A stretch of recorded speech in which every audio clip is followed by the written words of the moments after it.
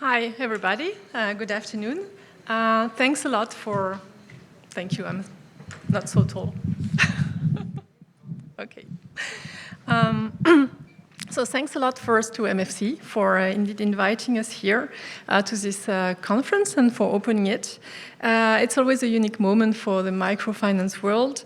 And as you just mentioned, we have a long-term cooperation with the MFC, and it's a very valued and close partner for us in the European Commission, because we really believe that microfinance is key. As also Mr. Bakuraze just mentioned, microfinance is key to serve the most disadvantaged group who don't have access to the normal banking sector for various reasons, like the typical ones being the lack of collaterals, lack of credit history. So those people we know, like the youth, the eldest, the women, the migrants, they really need the microfinance institutions really in this sector to be able to develop their skills and be able to contribute to growth and job and employment. And we believe they have a lot of potential. So it's really key that they can be supported in their road towards entrepreneurship and contribute as well to the overall economic activity. MFC is also, doing what we consider a very good job in surveying the sector and helping us with mapping and understanding the sector. And just released together with EMN, the other European network, the new survey on the state of play of the microfinance sector in 2022. I think it will be discussed during the session, but it's very important work. And part of it, as just mentioned, is as part of the support to the most disadvantaged, especially currently with these days with our geopolitical context in Europe. The support to refugees we consider is also very key and very important, and we warmly thank all of you for this line of activity. On the European side, we also have this long-lasting commitment to microfinance and social entrepreneurship. And we mostly work along two lines of action. One is the policy dimension, and the other one is on the funding. So I'll start with the policy dimension. For those of you who are outside Europe, probably it's going to be more news, but for the European members, they are aware, I hope. We adopted in 2021 a social economy action plan, which really is creating a roadmap for us to really support the sector. And it has three main pillars. The first one is to develop an enabling framework for the social economy, and by that we mean starting with the regulatory that you mentioned. Then opening up opportunities for social economy by facilitating access to funding, which is always mentioned as a key,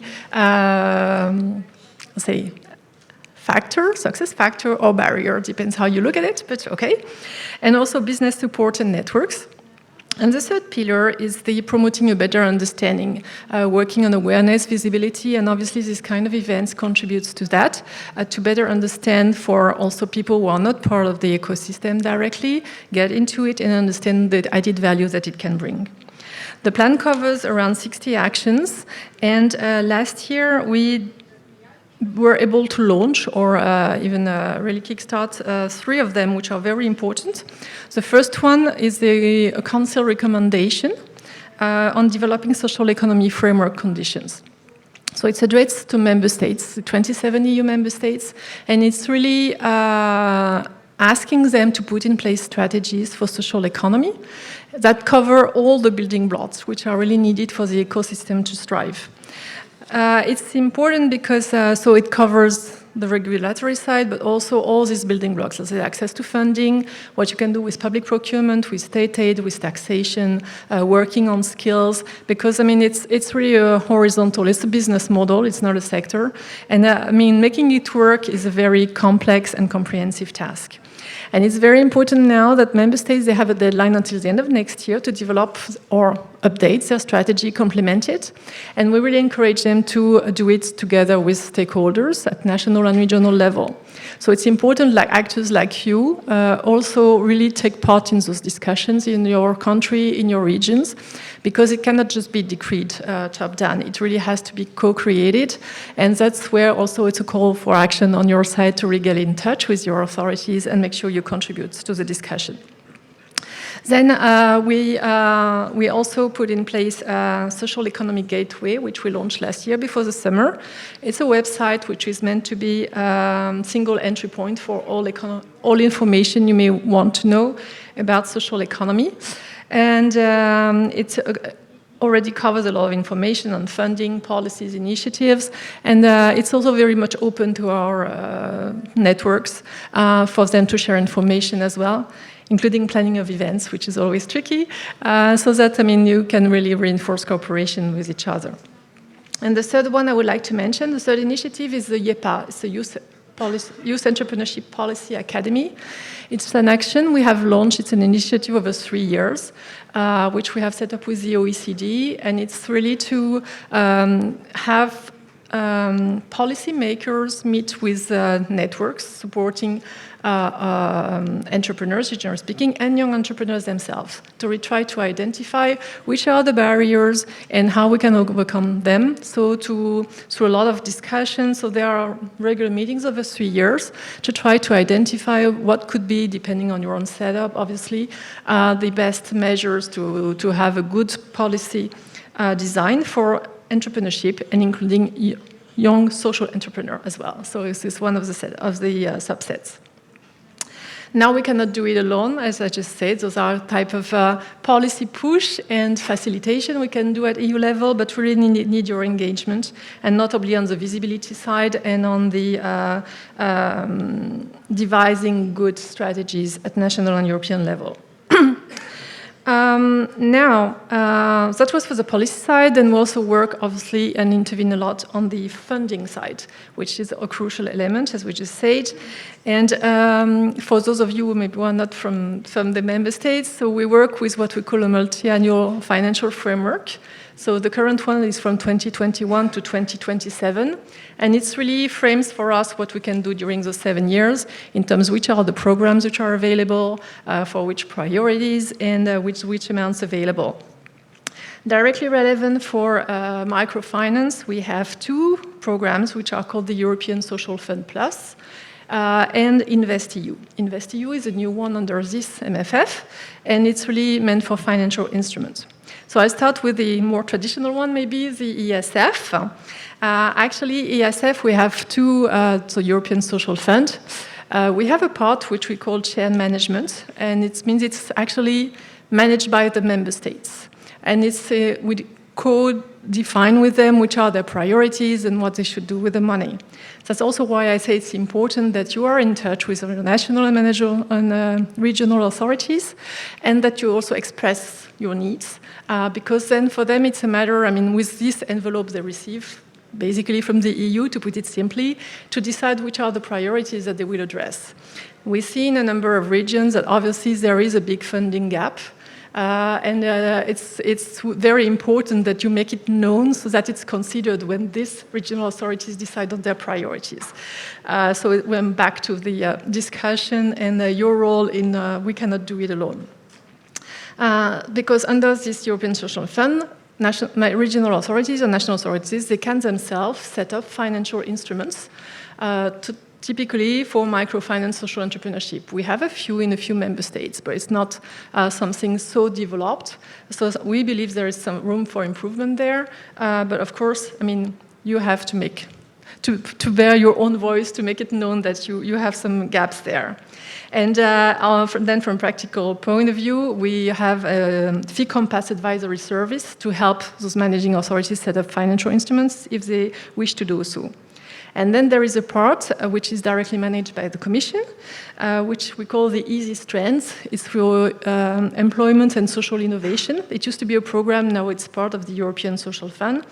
And there, basically, what we do is mostly we award grants, either to support our partner networks or to really try to promote the development of the ecosystem where it is less developed.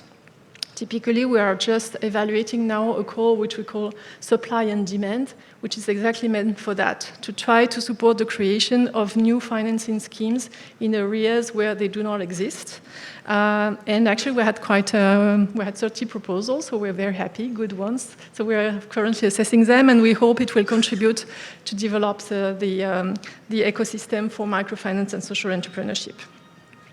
Then we have the new kid on the block, but the big one, the InvestEU, under this MFF. So that's a program which has been created to gather all financial instruments that were here and there under various policies. So we took a logic from, we were policy-oriented, like I say, the European Social Fund is for employment and social affairs, but you had financial instruments for SMEs, you had financial instruments under the research program, for example. Now they have all been grouped together to have more critical mass, and because we have created it as a guarantee instrument, actually. So in there is a social investment and skills window, under which there are 2.8 billion allocated. It's not all for microfinance. I mean, it's also typically for skills, for social infrastructure, which are quite costly and needed. But for microfinance already, we have actually quite a good availability of funds. See that Christina is looking at me. So we go through implementing partners, and our main and historical implementing partner in that respect is the European Investment Fund.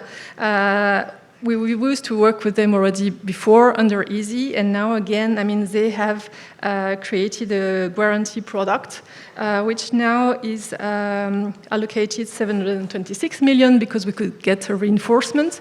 Still, we know it's not enough. It's running out of money before the end of the MFF. But okay, we are doing our best to make sure we have the money available to serve your needs. And it's a guarantee. Then on top of that, the EIF also have another product, which is a building capacity in forms of loan to help microfinance expand. And notably, I see a topic which was already discussed this morning, help them with their digitalization process. And then now we have also a new implementing partner for microfinance, which is the Council of Europe Development Bank, that also set up a new scheme to help microfinance. So overall, for this under InvestEU, we now have 800 million available for microfinance as guarantees.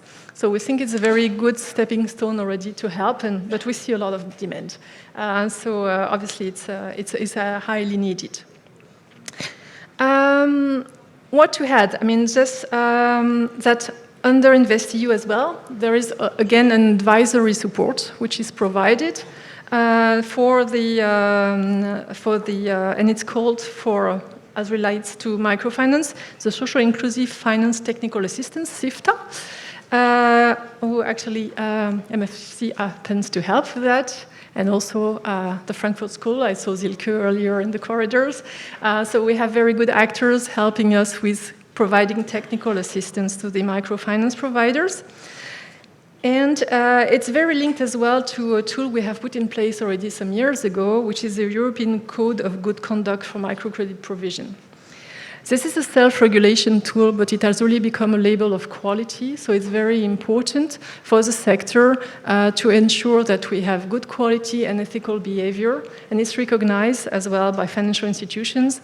And it has actually also become for us a prerequisite to access EU funds. You need to have the code. Here again, we contribute a lot with the MFC and EMN that are helping us. And I think it's a very important tool that we can use. So that's where we have been. I mean, it has built up over the years. Those are our main tools on the policy, on the funding side.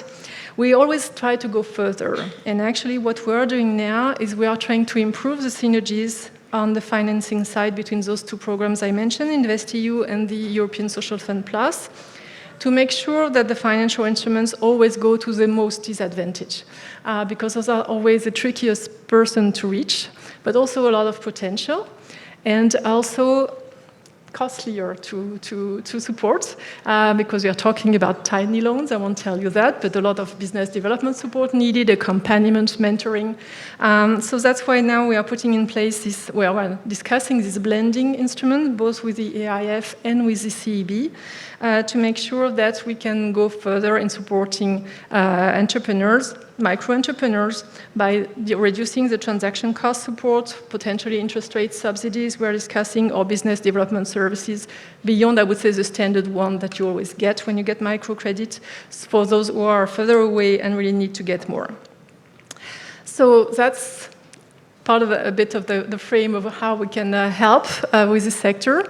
But today and tomorrow, I'm going to be here mostly to listen to your discussions. I'm very, again, thankful to have been invited. I thank you a lot for the work you are doing, and I'm sure you will have very fruitful discussions. Thank you.